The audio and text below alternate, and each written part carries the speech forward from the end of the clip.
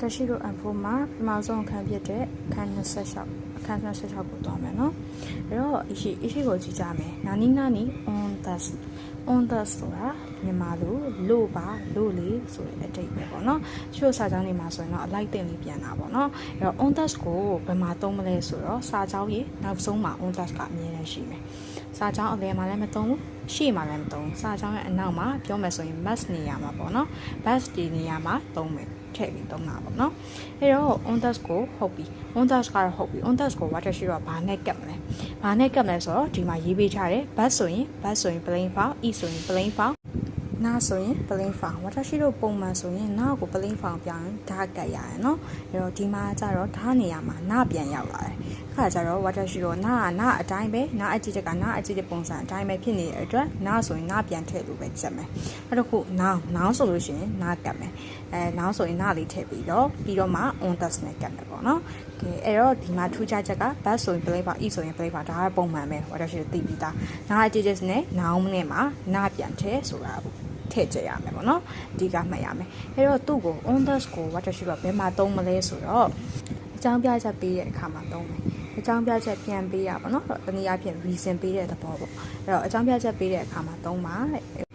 တော့ဥပမာစာကြောင်းလေးရေးပေးထားရနော်လေးကိုကြည့်မယ်လေးကဒိုးရှိတဲ့ဥပဒေတန်တစကာဒိုးရှိတဲ့ဘာကြောင့်ပေါ့နော်ဥပဒေတန်တစကာနောက်ကြခဲ့ကြလေ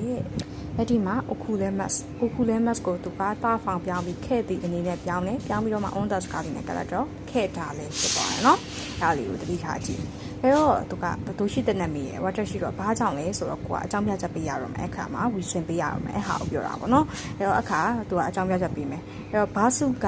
ခိုနာခတ်တန် thus ဘာစကားမလာခဲ့လို့ပါအဲ့တော့ခိုနာခတ်တာကဘယ်လာလဲထင်တယ်အဲ့တော့ kimas ကနေလာတယ် kimas ကိုမှသူက9ဖောင်ခို9ဆိုပြီးတော့ပြောင်းပြီးတော့မှ e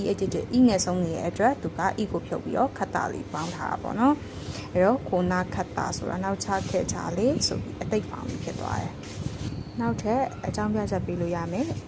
စာကြောင်းလေးပြောင်းထည့်ပေးထားရပေါ့နော်အဲ့တော့ air ခွန်ကခိုရှောနန်ဒတ်တဲ့အဲ့တော့ air ခွန်ပေါ့နော် air ခွန်ကခိုရှောဆိုတာပျက်စီးခြင်းဆိုရယ် noun